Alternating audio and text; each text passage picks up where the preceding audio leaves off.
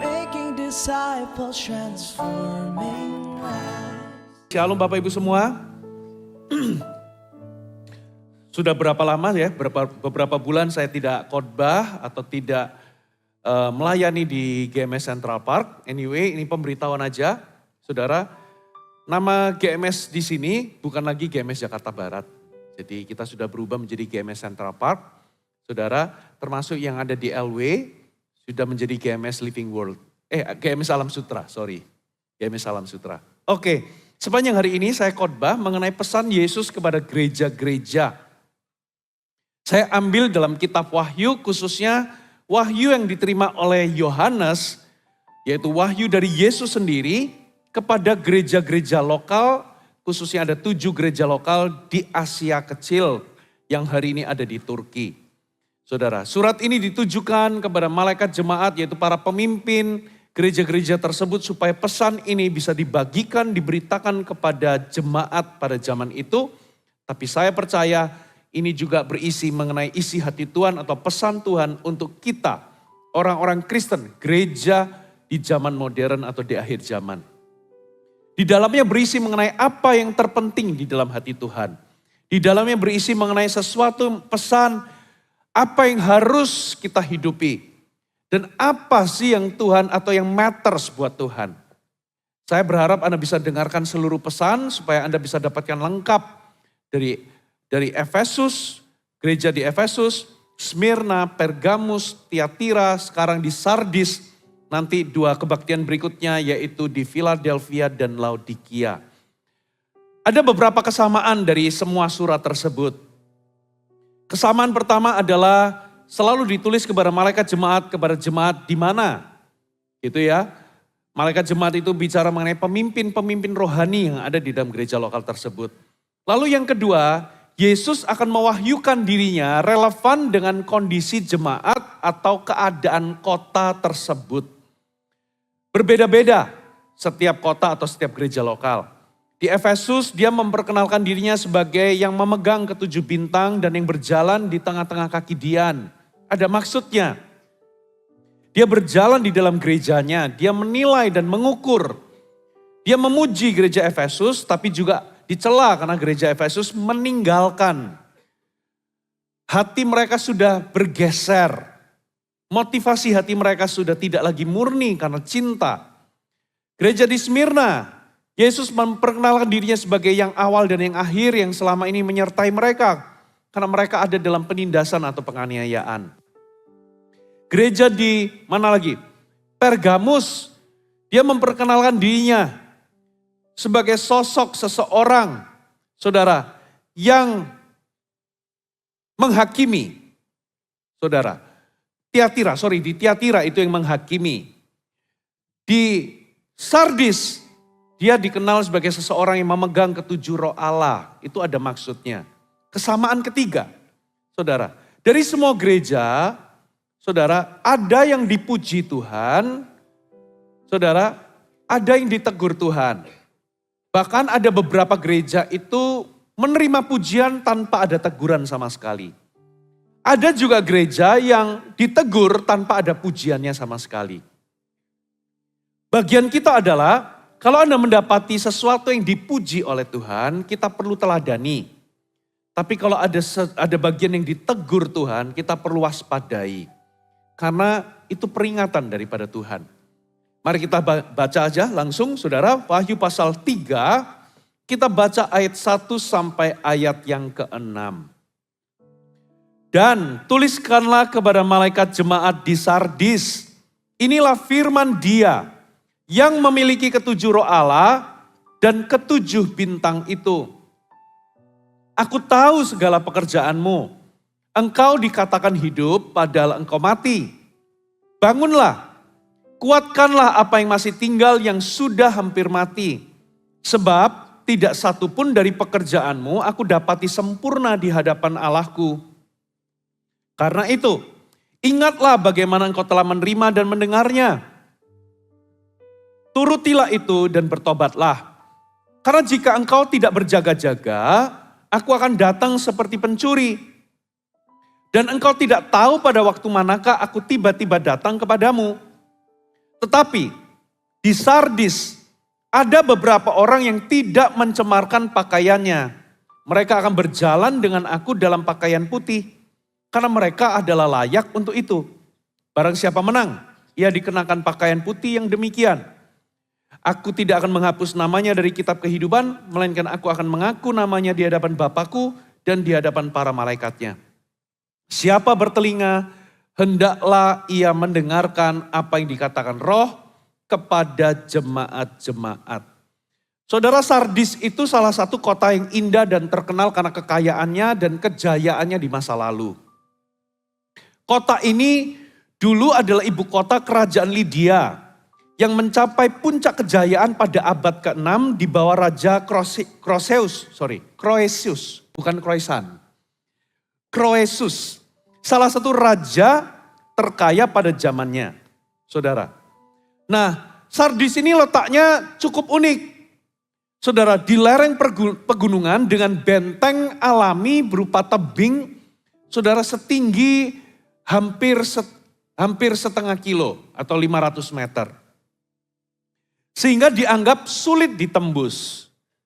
Tapi Sardis ini 2 kali dihancurkan atau jatuh di tangan musuh walaupun bentengnya itu sulit ditembus. Gara-gara, saudara, ada penjaga yang lalai, dia menjaga lalu jatuh topinya, lalu penjaga itu mengambil topinya memakai jalur khusus. Dari situlah musuh bisa masuk karena ada jalan rahasia. Saudara, 2 kali kota ini jatuh di tangan musuh hanya gara-gara kelalaian dari penjaganya. Saudara. Nah, itu adalah gambaran daripada secara profetis bicara mengenai keadaan kota tersebut. Sardis sendiri itu artinya sisa atau bekas. Saudara. Nah, mengenai jemaat Sardis, gereja di Sardis, saudara, pada waktu itu punya reputasi. Gereja ini dinamakan engkau hidup. Engkau dikatakan hidup, tapi engkau mati. Dan bagaimana cara Yesus memperkenalkan dirinya adalah, dia memperkenalkan dirinya sebagai yang memegang ketujuh roh Allah. Dan memegang ketujuh bintang. Saudara, 7 roh Allah itu lambang daripada manifestasi pekerjaan atau kehadiran daripada Roh Kudus. Dalam kitab Yesaya, saudara, dikatakan begini, ayat 11, pasal 11 ayat 2. Dikatakan ada 7, saudara, 7 roh Allah. Dikatakan begini, yang pertama adalah roh Tuhan atau roh Yahweh ada padanya. Roh hikmat, roh pengertian, roh nasihat, roh keperkasaan, roh pengenalan, dan roh takut akan Allah. Roh Tuhan itu sendirilah yang dinamakan sumber kehidupan. Lalu ada roh hikmat, seseorang bisa menerima hikmat untuk mengambil keputusan tepat sesuai dengan keadaannya. Ada roh pengertian, kita bisa menerima pengertian, pewahyuan tentang kebenaran atau tentang sesuatu. Roh nasihat, kita bisa mendapatkan counsel, kita bisa mendapatkan nasihat yang tepat seperti yang kita butuhkan dalam situasi kita. Ada roh keperkasaan, ini adalah lambang dari kuasa Allah yang bekerja, demonstrasi kuasa Allah. Ada roh pengenalan, Roh Kuduslah yang membuat kita itu bisa mengenal Tuhan secara intim, secara pribadi, bukan sekedar teori. Dan ada yang namanya roh takut akan Allah. Salah satu pekerjaan dari Roh Kudus adalah dia akan membawa roh atau membawa takut akan Allah itu bertumbuh dan berkembang dalam kehidupan kita. Katakan amin. Dan Yesus memperkenalkan dirinya sebagai seseorang yang memegang ketujuh roh Allah. Simbol dari roh Yesus itu, saudara, memiliki Roh Kudus dan itulah sumber kehidupan dalam kehidupan gerejanya. Dan Yesus sendiri memegang ketujuh bintang, memegang para pemimpin-pemimpin rohani yang ada dalam gereja tersebut, saudara. Dan itulah yang menjadi penyakit dari gereja ini. Rupa-rupanya gereja ini punya reputasi hidup di mata orang, tetapi mereka mengalami kematian rohani. Katakan kematian rohani. Benarlah seperti kata seorang penulis atau seorang hamba Tuhan di abad yang lalu yang bernama A.W. Tozer. Dia menuliskan seperti ini, saudara.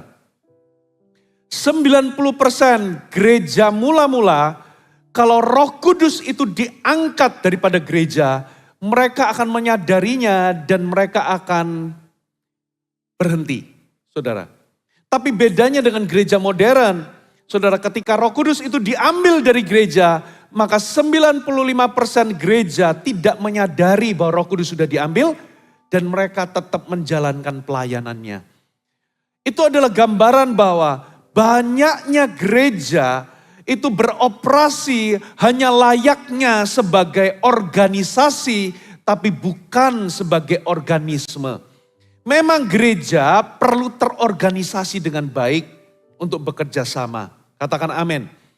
Tetapi gereja bukan sekedar organisasi. Gereja adalah organisme yang hidup. Kita ini adalah kumpulan daripada batu-batu hidup yang disusun untuk pembangunan rumah Allah.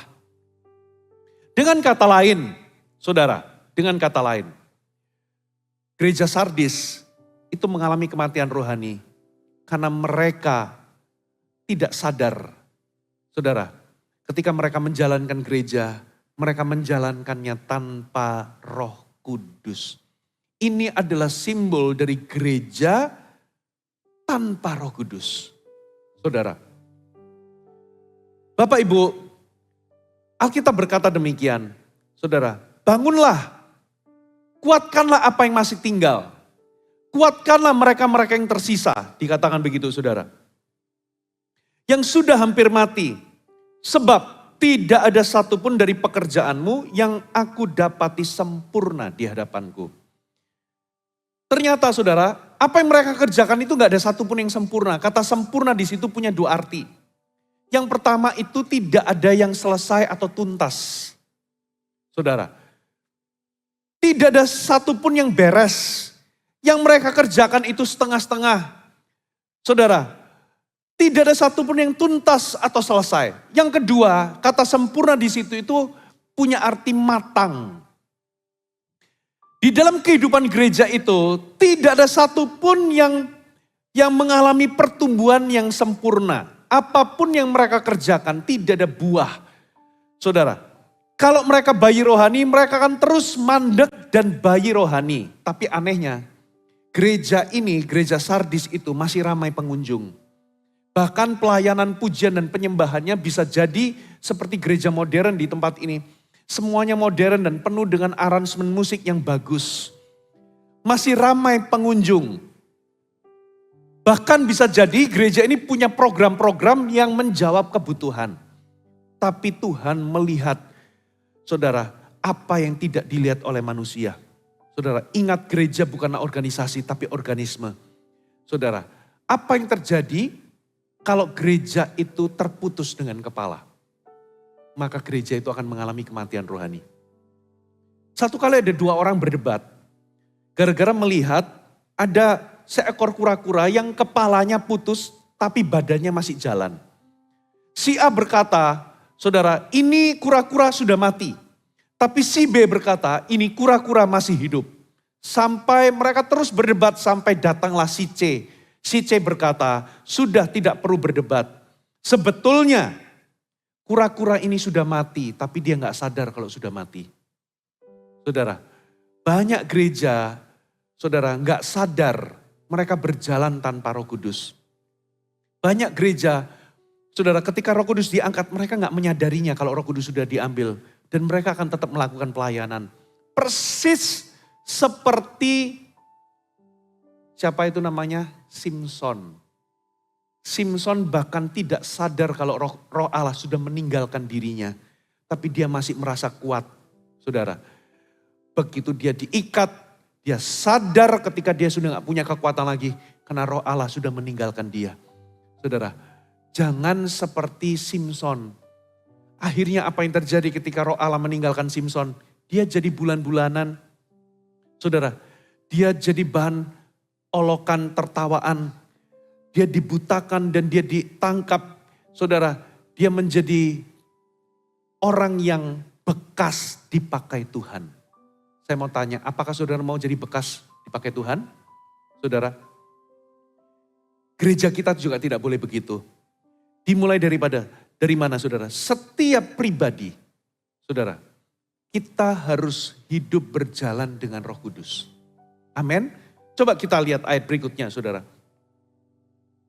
Dikatakan begini, ayat 3 dan 4. Ingatlah bagaimana engkau telah menerima dan mendengarnya.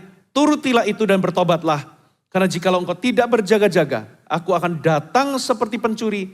Dan engkau tidak tahu pada waktu manakah aku tiba-tiba datang kepadamu. Tetapi di Sardis, perhatikan. Ada beberapa orang yang tidak mencemarkan pakaiannya. Ini kelihatannya seperti pujian, tapi sebetulnya ini bukan pujian saudara. Kenapa? Karena cuma beberapa orang. Dikatakan yang tidak mencemarkan pakaiannya, mereka akan berjalan dengan aku. Katakan berjalan dengan aku. Jadi dengan kata lain, hanya beberapa orang yang berjalan dengan aku. Hanya beberapa orang yang tidak mencemarkan pakaiannya. Dan mereka-merekalah yang akan berjalan dengan aku. Hanya beberapa orang yang berjalan dengan Roh Kudus. Dan ciri-cirinya apa? Mereka hidup dalam kekudusan. Dan mereka layak berjalan dengan aku. Jadi rupa-rupanya ayat 4 inilah penyebab mengapa gereja Sardis itu mati. Mereka tidak berjalan dengan Roh Kudus. Saudara, kenapa pekerjaan mereka tidak ada satupun yang tuntas atau sempurna? Kenapa mereka nggak bertumbuh dewasa? Sederhana Bapak Ibu, mereka mengalami kematian rohani. Mereka masih punya aktivitas rohani, tapi karena mereka nggak berjalan dengan Roh Kudus, mereka nggak mengalami kedewasaan, mereka nggak mengalami pekerjaan Roh Kudus dalam kehidupan mereka. Bahkan saudara, mereka tidak ada satupun dari tugas pelayanan atau misi Tuhan itu tuntas dalam kehidupan mereka.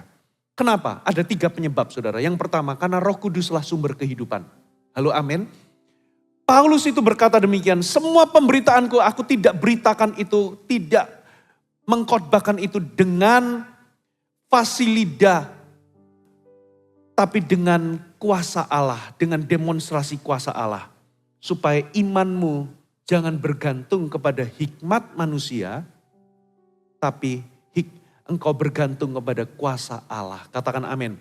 Berarti orang Kristen, Paulus itu berkata, setiap orang Kristen harus bergantung kepada Roh Kudus seperti kita bergantung kepada udara untuk tetap hidup. Roh Kudus itu bukan ban serep. Roh Kudus itu seperti udara yang kita butuhkan setiap detik. Katakan amin. Kalau ban serep kita hanya butuh, kalau kita hanya cari kalau kita butuh, kalau ban kita bocor. Selama ban kita nggak bocor, kita akan abaikan ban serep. Saudara, tapi Roh Kudus itu ibarat oksigen. Yang kita bergantung kepada oksigen untuk kita bisa tetap hidup. Saudara, karena dia itu sumber. Makanya manusia kita itu diciptakan untuk bergantung kepada Roh Allah. Katakan amin. Saudara, kita nggak mungkin bisa ngalami kehidupan di dalam kerohanian kita kalau kita tidak punya hubungan dengan Allah Roh Kudus. Karena Roh Kuduslah sumber kehidupan. Itu ibarat saudara punya kulkas yang canggih tapi tidak pernah tercolok dengan sumber listrik. Itu ibarat Anda punya barang elektronik yang canggih tapi itu tidak pernah tercolok dengan sumber atau dengan sumber tenaga. Siapakah sumber tenaga kita? Namanya Roh Kudus. Katakan amin. Yang kedua, karena hanya Roh Kuduslah yang bisa mewahyukan kehendak Allah dalam kehidupan kita. Kalau kita mau melakukan pekerjaan Tuhan, kita harus mengetahui pimpinan dan tuntunan Roh Kudus. Tanpanya kita nggak mungkin bisa selesaikan dengan tuntas semua misi Tuhan dalam kehidupan Allah, dalam kehidupan kita. Yang ketiga, hanya Roh Kuduslah yang bisa memberikan kita kuasa. Saudara, kalau yang kedua itu memimpin kita, kemana kita melangkah. Sekarang Roh Kuduslah yang bisa memberikan kita kuasa untuk menyelesaikan semua misi Tuhan dalam kehidupan kita. Kita nggak bisa selesaikan rencana Allah itu dengan kekuatan kita sendiri. Amin saudara. Yang namanya visi Perhatikan saya. Kalau Anda merasa dapat visi, salah satu cara ngecek bahwa visimu dari Tuhan atau tidak adalah apakah itu selaras dengan kehendak Tuhan, dengan firman Tuhan. Yang kedua, apakah itu cukup besar sehingga membuat Anda itu bergantung kepada Tuhan untuk menyelesaikannya. Kalau visi itu nggak cukup besar dan tidak membuat Anda bergantung kepada Tuhan untuk menyelesaikannya, dan kalau Anda hanya bisa selesaikan itu dengan kekuatan dagingmu sendiri, saya yakin itu hanyalah visi, impian, atau ide kemanusiaan Anda. Itu hanya keluar dari ide manusiawimu. Karena kalau itu betul dari Tuhan, ciri yang pertama adalah itu pasti tidak bertentangan dengan kehendak Tuhan, tidak bertentangan dengan firman. Yang kedua, saudara, itu menuntut Anda untuk bergantung kepada Tuhan untuk menyelesaikannya. Katakan amin. Visi dari Tuhan pasti cukup besar sampai membuat Anda itu berlutut bergantung kepada Tuhan. Saudara, itulah sebab kita butuh Roh Kudus. Karena hanya Roh Kuduslah yang bisa membuat kita menyelesaikan apapun yang Tuhan mandatkan. Entahkah itu visi, entahkah itu panggilan, entahkah itu rencana, sebuah goal, sebuah tujuan yang Tuhan sudah tetapkan dalam kehidupan kita. Tanpa Roh Kudus, kita akan mengalami kematian rohani. Sekarang pertanyaannya, bagaimana kita ini bisa berjalan dengan Roh Kudus? Ada 3 poin sederhana yang saya mau sharing kepada saudara. Yang pertama, saudara, belajarlah memperlakukan Roh Kudus sebagai seorang pribadi. Kelihatannya ini klise, tapi izinkan saya mengingatkan Anda, karena banyak orang Kristen tahu dan mengerti bahwa Roh Kudus itu pribadi. Tapi dalam kenyataan kehidupan sehari-hari, banyak orang tidak memperlakukan Roh Kudus sebagai seorang pribadi. Yesus berkata, lebih berguna aku naik ke sorga, lebih berguna aku pergi. Karena ketika aku pergi, aku akan mengirimkan penolong yang lain. Katakan penolong yang lain. Dialah sang penghibur, dialah Parakletos itu, dialah Roh Kudus. Itu bukan benda, bukan barang. Penolong yang lain itu berarti dia itu satu jenis dengan Yesus, setara dengan Yesus, tapi dia datang dalam wujud pribadi yang lain, dalam wujud yang berbeda. Saudara, maksudnya apa? Dia setara di dalam keilahian. Saudara, dia setara dengan pribadi kedua daripada Yesus Kristus. Bedanya di sini, dulu murid-murid itu mengenal Yesus secara fisik. Sekalipun mereka bisa berjumpa dengan Yesus secara fisik, tapi tetap ada waktu-waktu mereka itu gak bisa terus bersama.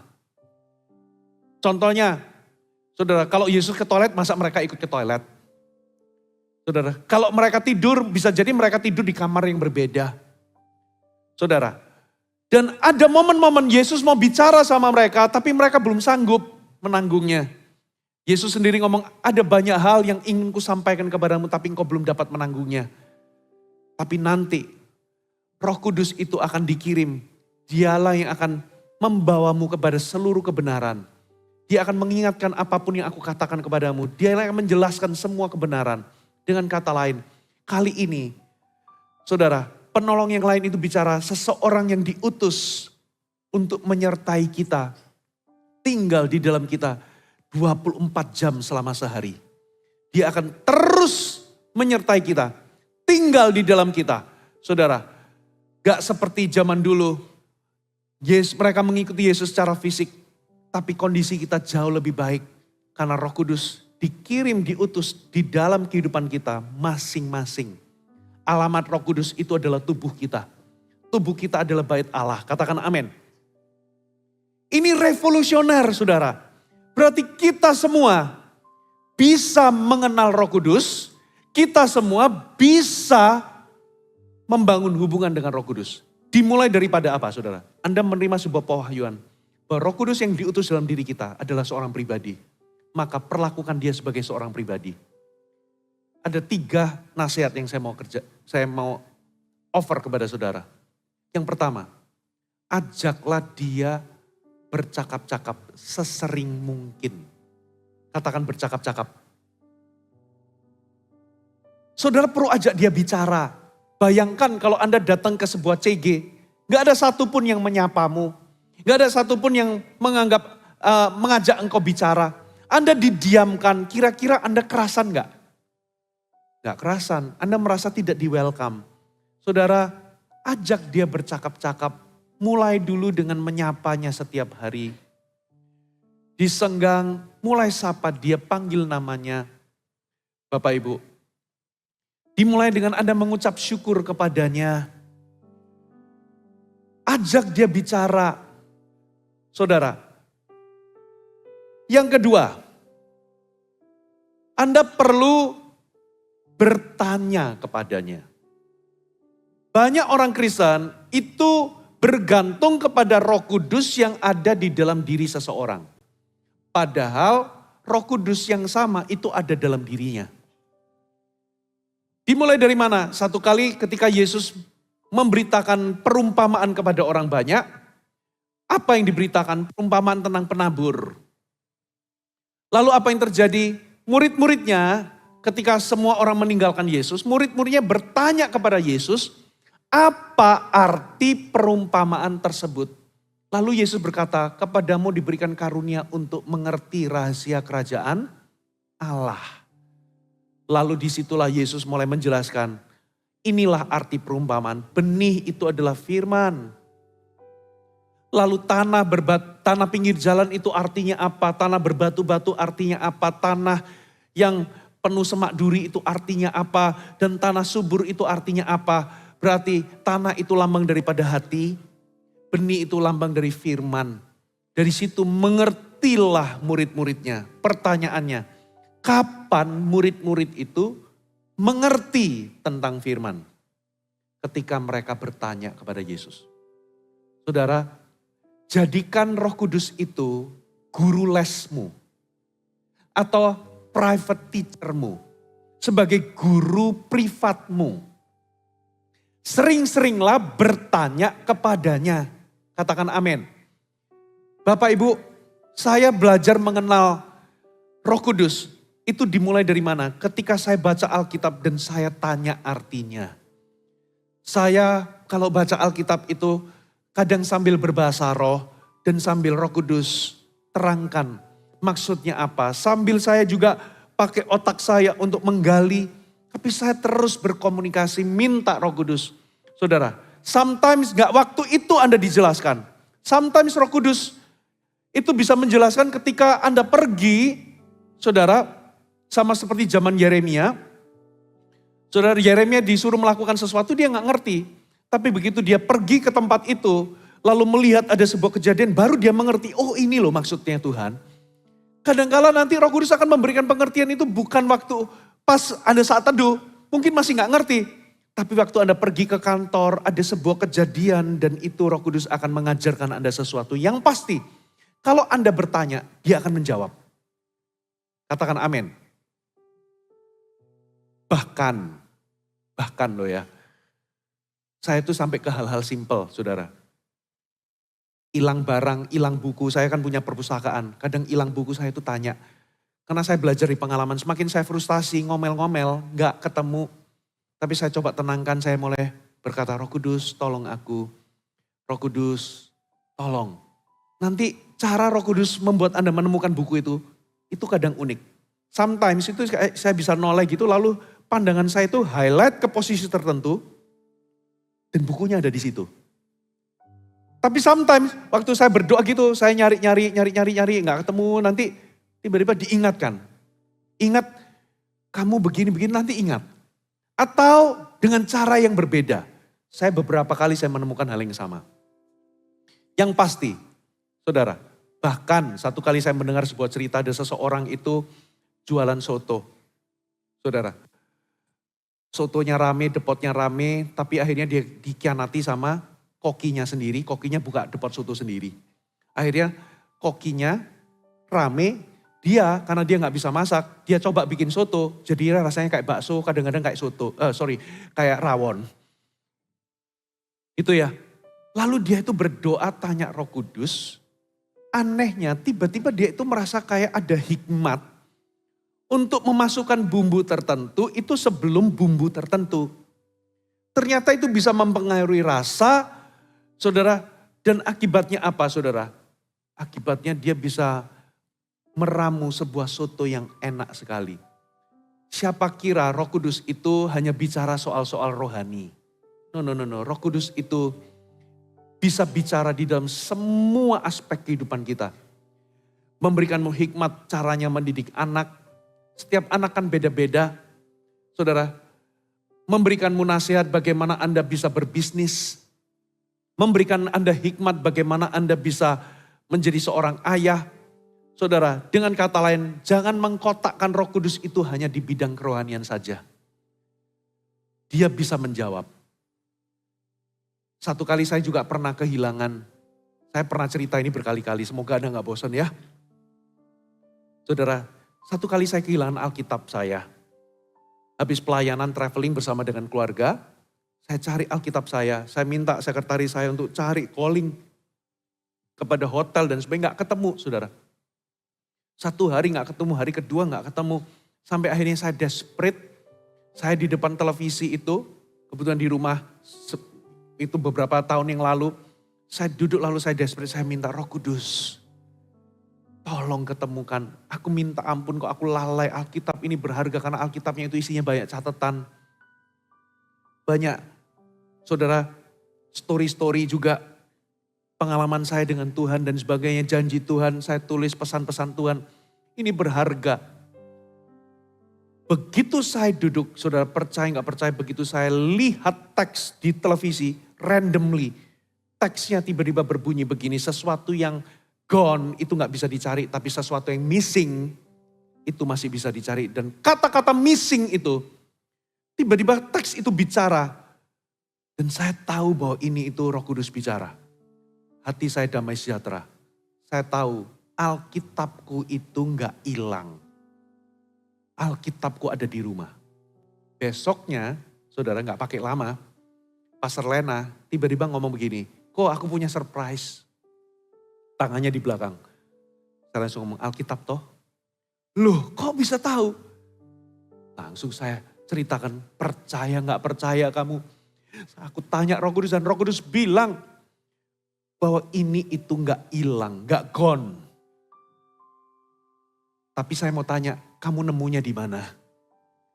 Nah, baru dikasih tahu ternyata waktu saya traveling sama keluarga, karena itu beberapa waktu yang lamanya, jadi ada baju-baju itu yang sudah di laundry, waktu pulang itu sudah bersih lagi. Nah, Alkitab saya itu ternyata masuk ditumpuk barengan dengan baju anak saya nomor 3.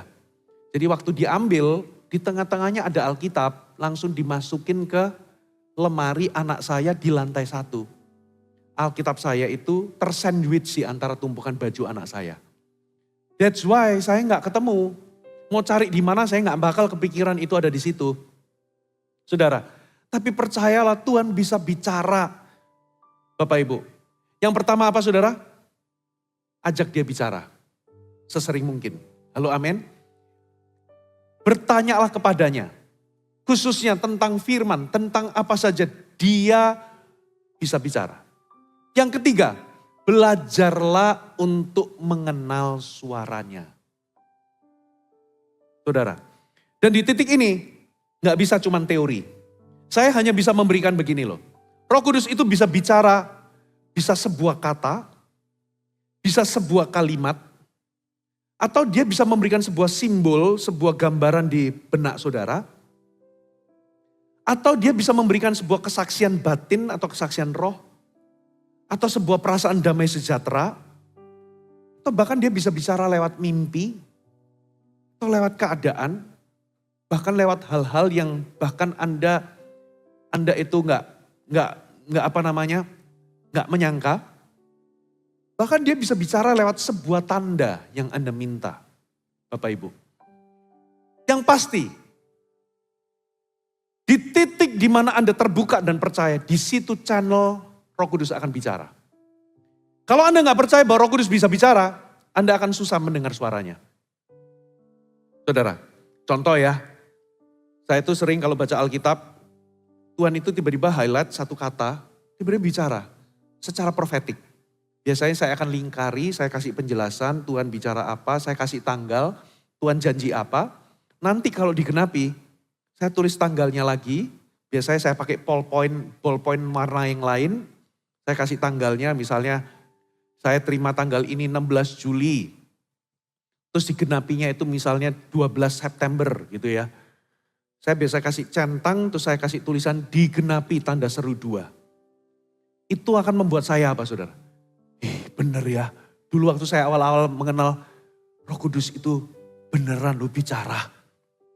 Lewat ayat itu, lewat kalimat yang profetik itu, saudara. Semakin saya percaya, semakin sering Roh Kudus bicara lewat jalur itu, channel itu. Tapi kalau Anda skeptis, mana bisa Roh Kudus itu cuman kebetulan kamu itu pakai ilmu gatuisasi, itu bahasa Surabayanya.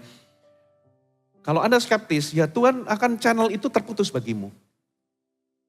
Sama seperti kalau Anda percaya, ketika Anda belajar mengenal suaranya, kalau dia itu memberikan mimpi.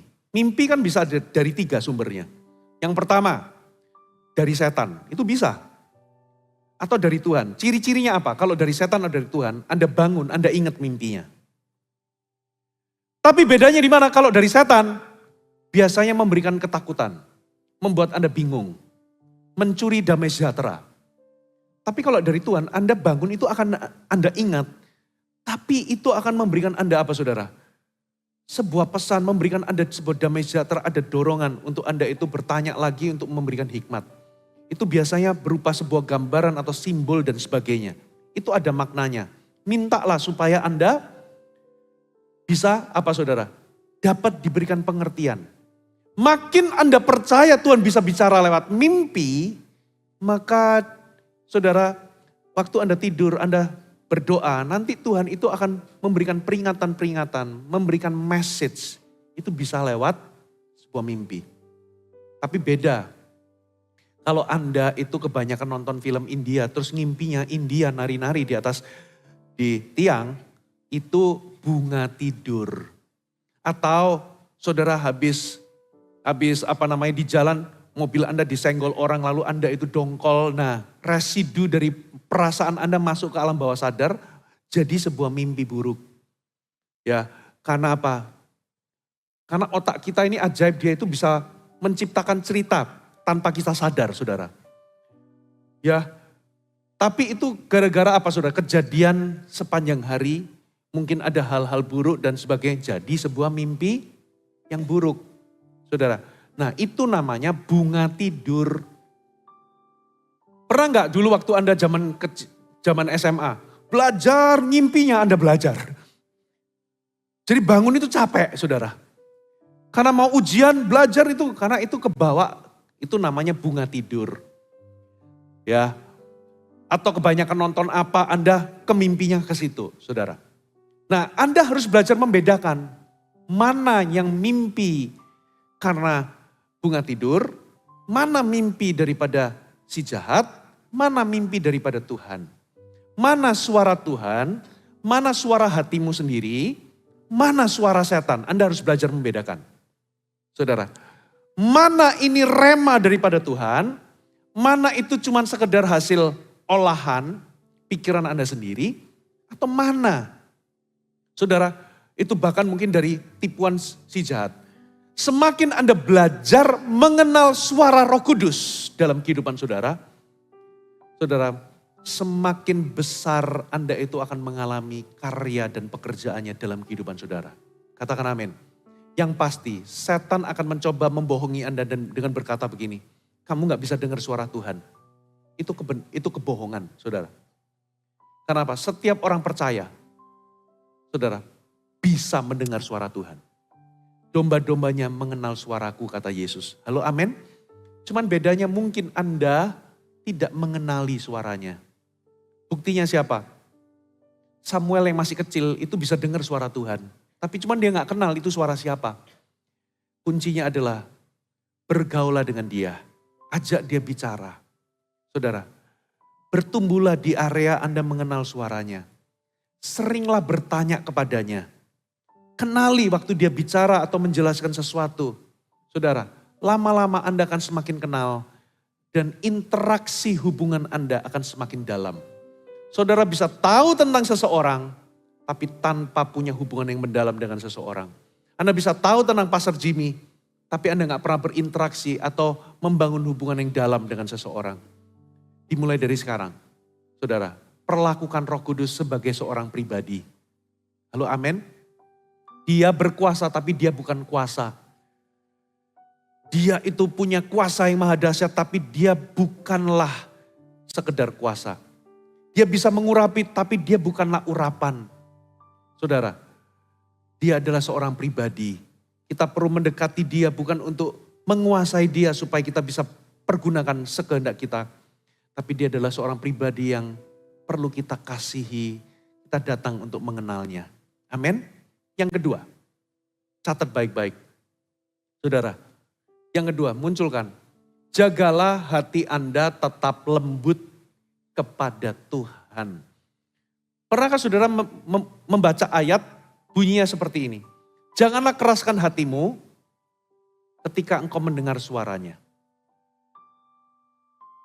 Ketika engkau dengar suara Roh Kudus atau suaranya, jangan keraskan hatimu. Apa maksudnya saudara? Begini loh. Begini Bapak Ibu. Roh Kudus dalam kehidupan kita, itu akan bekerja di dalam kita. Roh Kudus itu bisa bekerja di atas kita, mengurapi kita. Tapi Roh Kudus itu bisa bekerja di dalam kita. Nah, pekerjaan yang di dalam diri kita, itulah pekerjaan Roh Kudus untuk menyucikan hati kita.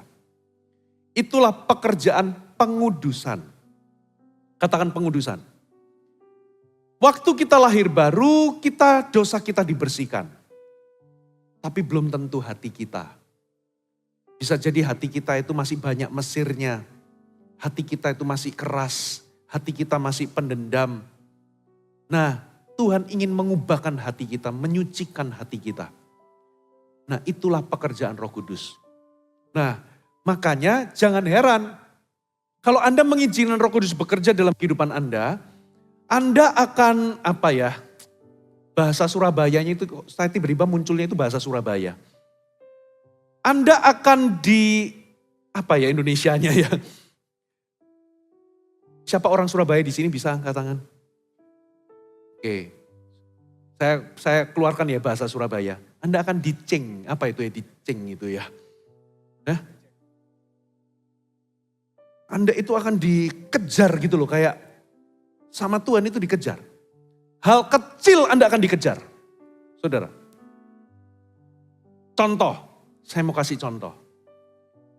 Long time ago, waktu saya itu jadi CGL di remaja, di youth, tahun 99. Saudara, saya jadi coach. Zaman dulu namanya penilik. Saya punya CGL, anak SMA. Laki-laki, waduh saya itu konflik terus. Gesekan terus sama orang ini. Susah diatur. Satu kali ketika semuanya lagi baik-baik, saya nilik ke CG-nya dia. Tiba-tiba gak ada CG ternyata. Saya kaget kok gak ada CG. Saudara. Dan kebetulan pas saya nilik di lorong itu, di sebuah blok itu. Karena itu CG-nya memang dekat dari rumahnya dia. Saya lihat dia lagi jalan kaki. Saya langsung samperin, waktu itu saya naik sepeda motor. Saya samperin, saya tanya, loh kok gak ada CG? Gitu ya, zaman dulu namanya bukan CG gitu ya. Saya dikacangin saudara. Dia tetap jalan terus. Saya jadi agak jengkel. Saya akhirnya putar motor saya potong jalannya dia. Saya tanya lagi. Dia jauh lebih muda dari saya, dia tanya, loh kok tanya ke kamu, kok gak dijawab, kenapa kok gak ada CG? Saya diabaikan lagi. Nah disitulah muncul preman saya. Naik motor, saya potong dia, saya turun dari motor, saudara. Nah preman tapi Kristen. Tahu apa yang saya lakukan saudara? Saya pegang mulutnya dia gini, gini. Saya tunjuk dia. Kamu bertobat kamu, saya ngomong gitu. Bertobatnya benar tapi caranya begini saudara. Dia marah. Saudara, untung tidak baku pukul gitu ya. Terus dia pulang ke rumahnya, detik itu tiba-tiba, saudara. Saya sadar, puji, apa yang kamu lakukan? Hati saya hilang damai sejahtera. Roh Kudus itu langsung menghantui hati saya. Saudara, saya pergi ke anak-anak CG saya yang lain, minta didoakan. Lalu saya dengan apa namanya? Dengan perasaan pokoknya tertuduh hati damai sejahtera, saya datengin rumahnya. Saudara, hampir lebih daripada setengah jam saya nggak dibukain pintu dan dia nggak mau keluar, saudara. Hati saya juga campur rasa bersalah tapi juga jengkel. Hari ibadah minggunya, ibadah pelajar, hari minggunya saudara. Saya menduga pasti dia nggak mau hadir. Ternyata dia datang saudara. Tapi wajahnya nggak menyenangkan sama sekali. Kita sama-sama laki-laki, sama-sama masih muda. Sepanjang khotbah, sepanjang kebaktian saudara. Roh Kudus kejar saya. Itu loh yang saya tadi pakai bahasa Surabaya tadi. Saya itu dipepet terus dikejar Roh Kudus. Untuk apa saudara? Kamu datangi dia. Kamu peluk dia. Dan kamu ngaku. Ngomong begini. Ngaku bahwa kamu salah. Minta maaf sama dia. Hati saya bergumul. Saya keras hati saya. Nggak bisa Tuhan. Dia ini sudah berkali-kali. Nanti kalau aku minta maaf sama dia. Nanti dia nggak tahu kesalahan dia apa. Nanti dia akan makin ngelunjak. Nanti, waduh saya pokoknya bergumul. Apalagi saya lebih tua, ego saya juga tinggi. Saudara, saya bergumul sepanjang khotbah itu. Saya semacam bergulat sama seseorang. Di hati tapi. Sampai altar call. Saudara, saya tetap bergumul. Di ujungnya itu waktu doa berkat. Semua orang berdiri karena waktu itu ibadahnya itu nggak pakai kursi. Semua berdiri, saudara. Di situ Roh Kudus kejar hati saya. Saudara tahu nggak? Perasaan ganjel nggak enak yang nggak nyaman. Itu kayak terus menghantui. Apa yang saya lakukan? Di titik itu saya menyerah saudara. Saya balik badan. Saya hampiri dia di belakang. Saya berdiri, saya hampiri dia. Lalu dia lihat saya kaget gitu ya. Lalu saya peluk. Nah, waktu saya peluk begitu, lalu saya minta maaf. Sorry ya saya sebut namanya, terus saya sebut Koko minta maaf. Harapan saya apa? Oh iya aku juga minta sorry aku, harapannya gitu kan. Lalu kita, waduh sama-sama. Dia itu saudara, benar-benar kaku wajahnya tetap gak menyenangkan. Saudara, respon yang saya cari gak ada saudara. Jadi itu kayak bertepuk sebelah tangan. Saya minta maaf saya mengaku salah. Dia tetap tegar begitu saudara. Ini Pak Tegar ada di sini. Tapi setelah itu, terlepas responnya baik atau tidak. Saudara, hati saya itu langsung diliputi damai sejahtera. Plong. Saudara. Dan banyak kejadian-kejadian lain, saya nggak punya waktu untuk menceritakan. Bagaimana, pernahkah Anda itu salah bersikap sama seseorang dan Anda dikejar Roh Kudus? Anda membenarkan diri tapi Anda terus dikejar. Kamu salah. Kamu harus datangi dia tapi Anda gengsi. Anda bergumul, Anda membenarkan diri, Anda terus bergumul. Seminggu, 2 minggu Anda gak lakukan, makin lama Anda mengeraskan hati. Saudara, makin sulit Anda punya hubungan itu breakthrough dengan Roh Kudus. Saudara, semacam seperti ada jarak sama Roh Kudus. Makanya, saudara, saya tahu rasanya kalau Roh Kudus itu saya itu salah bersikap misalnya. Dan dia kejar saya. Saudara, semakin Anda melawan, semakin capek. Tapi kalau semakin Anda melembutkan hati Anda akan lulus. Tuhan akan membentuk Anda. Halo, amin? Yang ketiga, saudara, yang ketiga. Hiduplah dalam petunjuk yang Roh Kudus berikan. Di dalam kehidupan ini, saudara, pasti ada hal-hal yang Tuhan itu wahyukan. Memberikan Anda terang pewahyuan. sebuah kehendak, sebuah cara hidup, bagaimana Anda menjalani hidup. Saudara, ketika Tuhan memberikan Anda sebuah terang wahyu untuk Anda ikuti atau Anda taati di situ.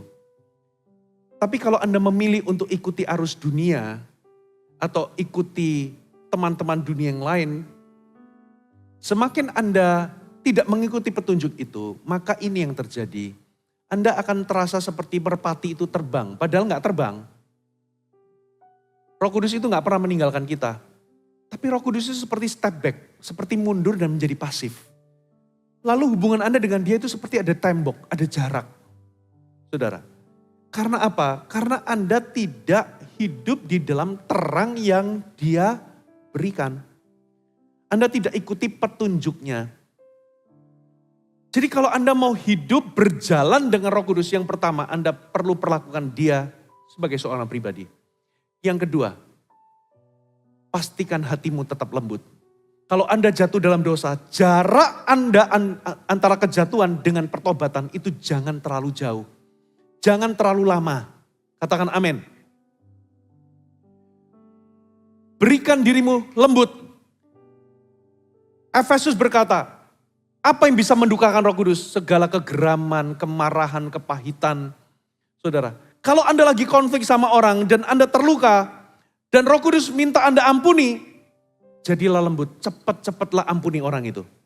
Kalau Roh Kudus minta Anda untuk minta maaf, pemberesan, semakin jauh jarak Anda, semakin renggang hubungan Anda dengan Roh Kudus. Saudara, makanya banyak orang Kristen lebih suka hidup tanpa Roh Kudus. Pokoknya aku jalankan seperti apa yang aku mau.